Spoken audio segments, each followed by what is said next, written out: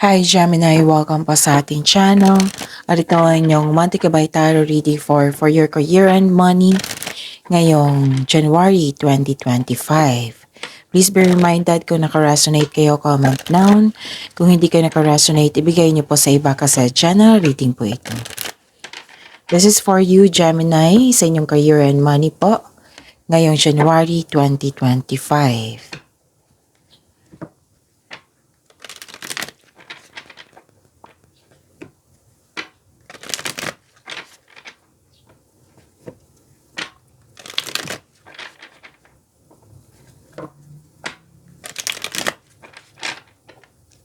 Para po ito sa inyong career and money Gemini, January 2025. Maraming salamat po sa inyong patuloy na suporta at maraming salamat din po sa mga hindi nag-skip ng ads. Gamitin ang reading na ito bilang gabay lamang. Sa mga hindi pa nag-subscribe, subscribe na po kayo at click bell notification para malaman nyo na may bago tayong video. Para sa mga gustong magpa-reading po, may lumabas dyan sa screen nyo ngayon. Panoorin nyo po at sundin ang instruction. Calling the attention sa mga suki ko dito na Gemini, open na po ang inyong monthly kabay tarot reading for January 2025. May 6 months from now reading tayo at love life reading po. So message me Gemini for schedule. Maraming salamat po. Spirits Guide, mga ganap po para kay Gemini sa career and money nila.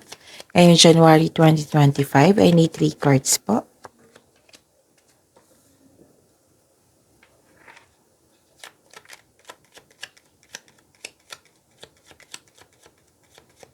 Career and money. Gemini.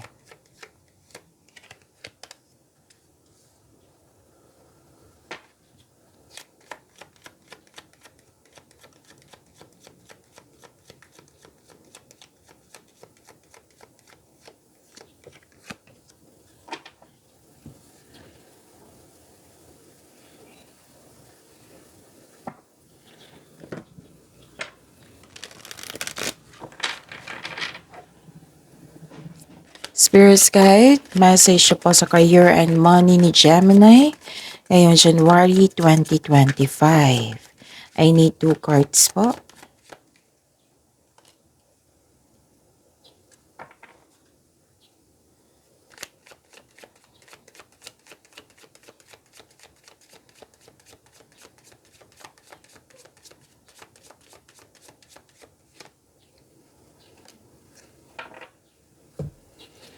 Okay, Gemini.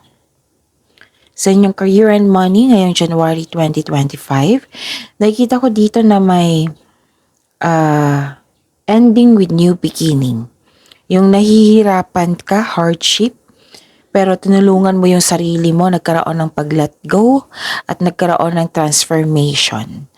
Okay, so that is ending with new beginning. Pwedeng closure, pwedeng end of contract, pwedeng may concern sa mahirap kausap or sobrang stricto. Nakikita ko dito na may companion, sinamahan ka ng favorite person mo. Nagbigay siya ng loyalty and support sa iyo. Napatunayan niya sa iyo. Pwede din na may bago kayong kasamahan or kaibigan na magaan ang loob mo sa kanya. Pwede din may bago kang gamit or pet na nagbigay ng pampers sa iyo. Pwede din na hired kayo as katiwala. Yes, na-hired kayo as katiwala. Tapos, wow, may prosperity. Akong nakikita dito, cash flow. May parating po na malaking pera or dumating na. Which is expected nyo po ito. Nakita ko dito na pwede din itong opportunity na magbibigay sa iyo ng financial growth, financial stability. Pwedeng mga proyekto, kliyente, customer, maraming benta, pag-level up sa inyong kita, sa inyong allowance, sa inyong sweldo. So, yun. Cash flow, maraming transaksyon. Claim nyo yan, Gemini. Okay, wow. Fruits of labor. Fruits of labor, it's time to reap the fruits of your labor and become rich. Okay, rich gain is here. So this is abundance, this is harvesting. Resulta sa inyong sipag at tiyaga. Okay? Pagbubunga. Okay, so this is a clarification of your card here na may ending. The cycle is over. It's time for you to make a change, rebirth. So it's time to say, goodbye. So that is ending with new beginning. Dalawang card na po nagsabi dito sa inyong oracle. Okay? And be ready sa changes. Okay? Be ready sa changes. Be ready sa new beginning. This is your career and money. Spirits guide. Energy po ni Gemini sa career and money po ngayong January 2025.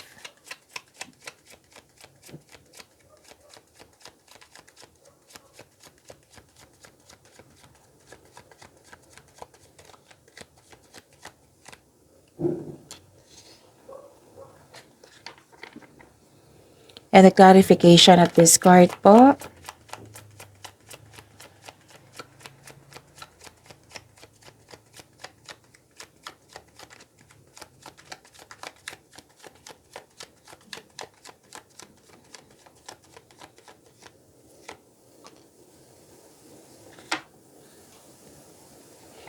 Okay, sa mga may oras dyan, kung gusto nyo po, kung hindi nyo pa napanood or napanood nyo na nakalimutan nyo, okay, panoorin nyo po yung 2025 tarot reading nyo po. Uploaded noong December 16, 2024, kaya i-scroll down nyo po sa channel. Hanapin nyo po sa channel natin, scroll down nyo lang po hanggang sa makita nyo po yung Gemini 2025 tarot reading. That is 12 months reading po. Bawat buwan may love reading, career and money reading. Okay? So, panoorin nyo po. And noong December 28, 2024, uploaded po yung January 2025 general reading. Okay, monthly reading po iyon para kay Gemini. So, panoorin nyo po. Okay, so that is your energy, your love life, and your career and money. So, panoorin nyo po. Dalawa na pong video ang para sa inyo ngayong 2025. Okay? So, yun. Panoorin niyo po kung gusto niyo po. Kung may narinig kayo or may nakita kayong repeating message, meaning to say, pinupush ng cards niyo yan kasi ang ilan sa inyo hindi pa binigyan ng atensyon. Na kung maaari din po, bigyan niyo po ng solusyon at aksyon. Remember, Gemini, at the end of the day, alam mo na ikaw lang ang taong may kakayahan at responsable na gumawa ng sarili mong katotohanan at kinabukasan. So, ano yung energy ni Gemini?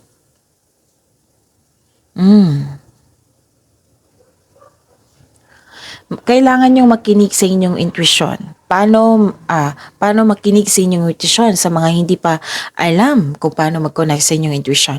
I-search nyo po sa Google kasi maraming paraan yan on how to connect to your intuition.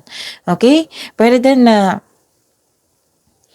in-ignore mo. Alam mo pero in-ignore mo.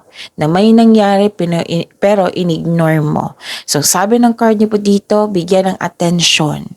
Baka kailangan bigyan ng aksyon or solusyon. Okay?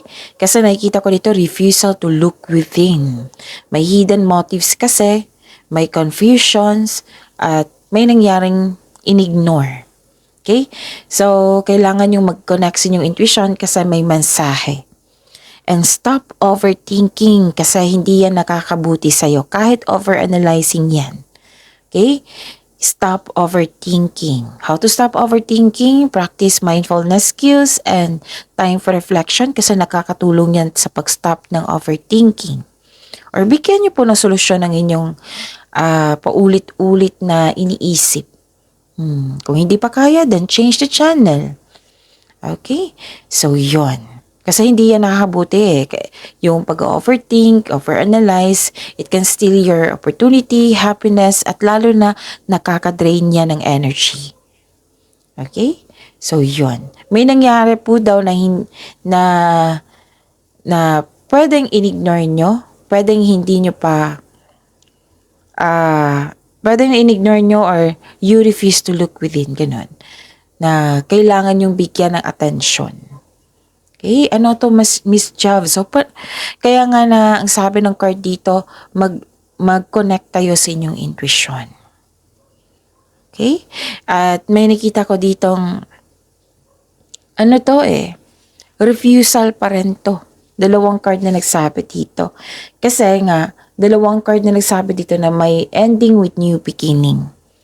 Nilalaban mo ang pagbabago.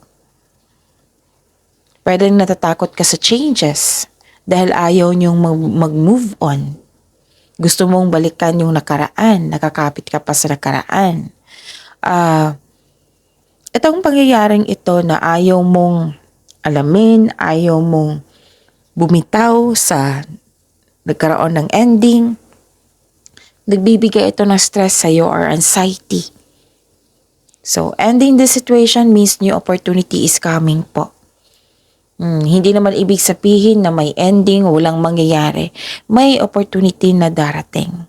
A new beginning. It might be uncomfortable kayo ngayon, pero this card tells you na let go mo na yung mga nakaraan, nangyari na, and trust the universe and yourself. Kumbaga, swift change brings you new beginnings. Okay? Kailangan ng pagtanggap dito. Magtiwala po, kasi ang new beginning is an opportunity. Okay? So, yun. Spirit's Guide, possible blessings po para kay Gemini sa career and money nila ngayong January 2025.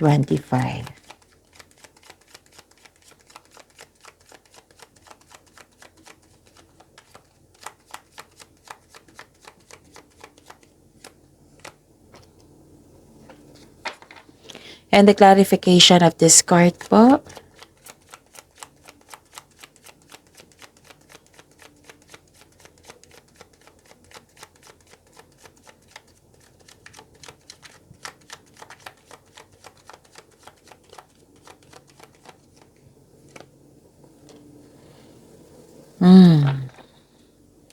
Okay.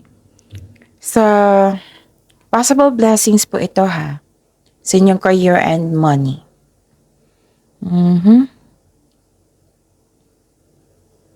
Nakikita ko dito na nagkaroon po ng defensiveness, assertiveness, yung paninindigan. Dalawang card na po nagsabi dito na may challenges. Pero itong challenges na ito, ma-overcome niyo po ito. Buong tapang mo kasi hinarap, katapangan at kumpiyansa sa gitna ng anumang klaseng atake. So, ang strength is, ang blessings is strength. Binigyan ka ng power, strength. And nakita ko rin naman dito na tinulungan mo yung sarili mo. Okay? May ganap na pinagtanggol mo yung kasamahan mo dyan, laban sa iba. Okay, wag po daw kayong tumigil. Dahil sa may problema, wag po daw kayong tumigil. Move forward po daw kayo. Okay? At may ganap na negotiation for a raise ng allowance, sweldo, or kontrata ba ito? Yes, magkakaroon ng successful agreement. So, that is the blessings. So, yun. Kung ano man yung mga negotiation ngayon, ngayong month na ito, magkakaroon ng tagumpay, successful agreement po. Yes, andito po yung pagtaas, yung sabi ko sa inyo sa oracle card nyo, na pagtaas ng inyong financial, okay, ng inyong career, pag-level up ito, pag-angat. So, magkakaroon ng successful agreement. Kung may challenges po na mangyayari, pero ma-overcome nyo po ito. Okay? So, puno ng strategiya dito pagpaplano. Okay? Para sa pag-angat at may nangyari talaga na yung allowance, sweldo, kontrata, kita. Which is sumabas dito sa inyo, sa oracle cards at sa tarot cards. Okay? Basta wag lang po daw kayong tumigil kahit may distraction. O wag po daw kayong tumigil. Yung may distraction na hihinto kayo, wag po daw kayo tumigil, move forward ka pa rin. Magiging productive sa araw-araw, okay? At nakita ko dito yung silver linings pag move forward. Oo, kasi may nakita ko dito challenges, right? Oo, this is moving on from challenges. You are now focused on healing instead of suffering. Okay, so that is the blessing. Nagkaroon po ng healing. Pwedeng nahihirapan ka sa inyong career and money nung last month. Ngayong buwan na ito, you are more on focus on mind healing instead of suffering. Yun nga yung sinabi ko sa inyo dito sa oracle card nyo na nagkaroon ng hardship pero tinulungan mo yung sarili mo to move forward para magkaroon ng pagbabago, para magkaroon ng transformation or new beginning. Okay? So, yun. This is very good kasi you are now focused on mind healing instead of suffering. Lumalayo ka sa mga taong toxic, umiiwas ka ba? Pwede din tumiwalag ka sa taong toxic or toxic place. Pwedeng tumiwalag, iniwan, or nagkaroon ng space or umiwas ka. Nagkaroon lang limitation. Okay? So, focus and have faith. I-release mo yung nararamdaman mong negatibo, palitan mo ng positibo na ma-motivate ka ulit. Okay? Magtiwala sa kung ano ang darating. So, this card asks you to believe in yourself, think positive na makabangon ka. Okay? Kasi may mga nangyari na maganda sa inyong career and money. Kailangan mo lang tulungan mo yung sarili mo. Kasi nakita ko dito nalungkot ka sa pagbabago, nalungkot ka sa mga nangyari sa nakaraan, and now you are nagkaroon ng silver linings moving on from challenges.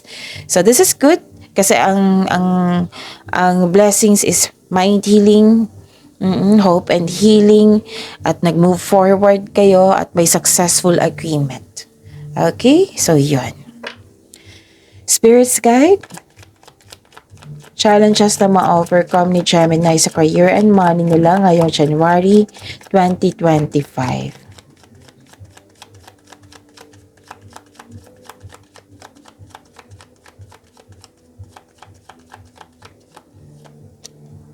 And the clarification of this card po.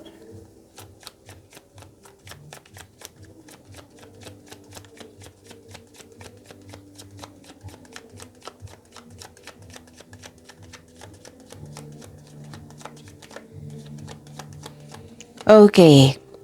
Maraming salamat po sa patuloy na tiwala, suporta sa ating channel. At maraming salamat po sa mga hindi nag-skip ng ads. Kung may narinig kayong ingay, nag-music po yung kapitbahay namin, hindi ko yan kontrolado. At nagsimula na tayo, kailangan natin tong tapusin, di ba? So, kailangan nyong mag-focus sa mensahe, and don't worry, nakafocus po ako sa reading natin ngayon. Okay? So, yun, makinig po. So, yun. Ano yung challenges na ma-overcome niya para may idea kayo. Para mabigyan nyo ng agarang aksyon, may idea kayo, bibigyan mo nyo ng agarang solusyon, ganon. Okay, so this is, may taong masakit kung magsalita. Pwedeng nang dahil sa kanya, nahihirapan ka sa yung naging disbalance sa inyong emotion, like, hindi mo alam kung kailan susugod o atras sa isang hamon, ganon. Tapos, sabi po ng card dito, mag-ingat po daw kayo sa paggawa ng desisyon at pagkaroon ng plano. Kumbaga, galingan nyo sa paggawa ng desisyon at konkretong plano. Okay? Huwag po daw magpabaya. Okay? Kasi may nakita ko dito nagpabaya So, huwag po daw kayong magpabaya. And be confident. Kailangan ng tapang dito. Okay, huwag niyong hayaan na manaig yung weakness. Huwag niyong hayaan na ma-distract kayo sa mga taong hindi naniniwala sa iyo. Okay? Tapos, mag-ingat kayo sa taong may selos dito In denial, paranoid, at kulang sa pasensya. So, umiwas na lang sa kanya. Okay? Hindi kailangan na magalit kasi unang buwan kung pwede po. Okay? So, yun. Ano pa? Okay. Nakita ko rin dito na nagkaroon po ng walang pahinga. So, expected to sa buwan na ito na magiging busy kayo, Gemini. Okay? Pwede din walang pahinga kasi nag-overthink kayo kanina dito sa reading natin sa energy mo. So, kailangan ng pahinga dito. Kailangan ng sapat na tulog. Walang pahinga, ayaw mo magpahinga, wala kang tulog, ayaw mo rin matulog. So, hindi ka kampante kasi wala kang sapat na pahinga. So, kailangan po ng pahinga dito para makapag-isip ka na mabuti. After mo magpahinga, makapag-isip ka na mabuti. Oo. So, hindi ka magiging kampante niyan kung wala kang sapat na pahinga at tulog. Okay? So, yun.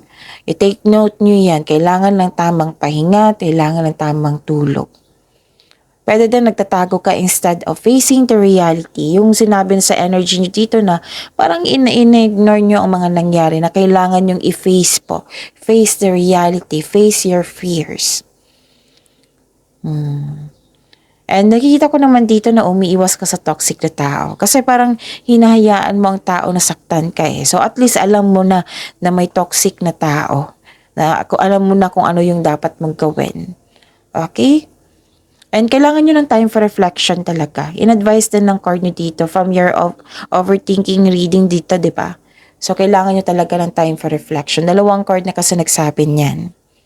Okay, so, that is your reading. Pagyamanin nyo po yung blessings na binigay sa inyo, Gemini. See you tomorrow. Please like, subscribe, and click bell button for notification para updated po kayo sa daily tarot reading natin. Maraming salamat po.